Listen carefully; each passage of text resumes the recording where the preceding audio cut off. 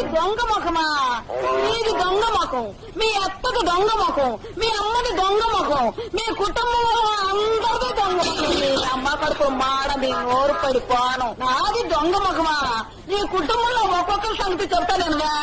స్వరాజ్యం కోసం జైలుకెళ్లారని చెప్పు తిరుగుతున్నాను నీ మామ.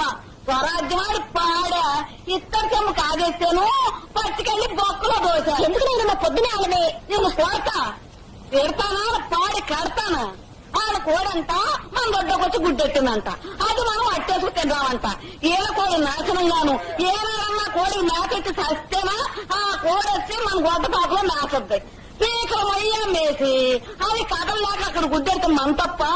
ఈసారి ఆ కోడి రాని దాన్ని కోసి పోలేరమ్మ తల్లికి నైవేద్యం పెట్టకపోతే నా పేరు పాడి సుందరమే కాదు. ఊరుకోలేదమ్మా, నేను నోరు అంటుంటా. అడ్డమైన వాళ్ళు వాడుకుంటే నన్ను ఊరుకోమ.